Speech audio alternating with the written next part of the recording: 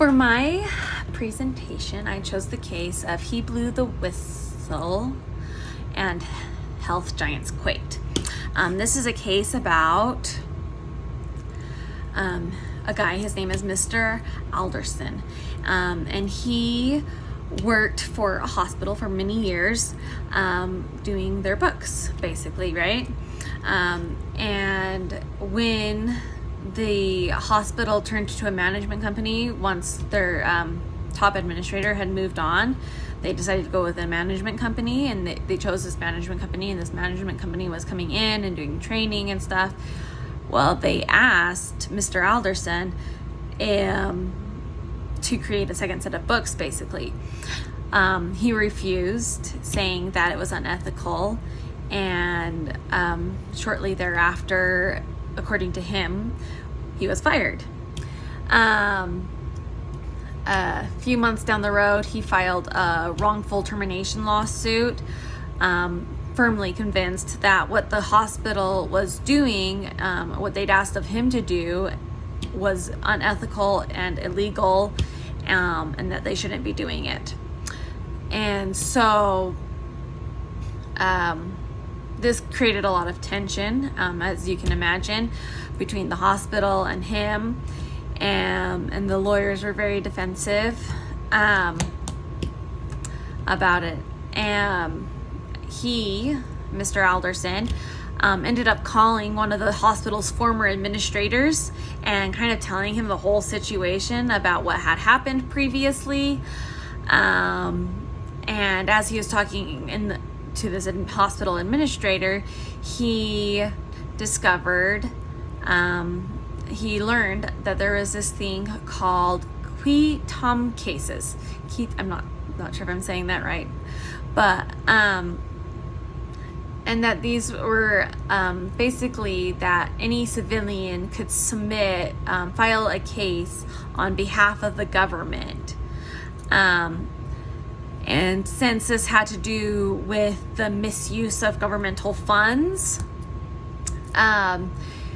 he started looking into what a Quaked case was, and how to go about filing one and all of that. Down the road a little ways, Mr. Alderson notified the government that he was going to be filing a case. The government has 60 days to respond. After looking into what he sent them, they requested further time, and it just kept on requesting further and further extensions. 5 years down the road, the government decided to join to join in on the case and filed the lawsuit. So how well did Mr. Alderson follow IMA's guidance on, what to do when you have an ethical problem, when you are faced with an ethical dilemma? Some of the things that I think stuck out the most to me as I was looking over this was that one of the things that first stuck out to me was that Mr. Alderson only mentioned that it was unethical once. It was to a representative from the management company and a coworker. And he never took it further. He never took it to a supervisor or the board of directors for the hospital. It kind of just was like that one time.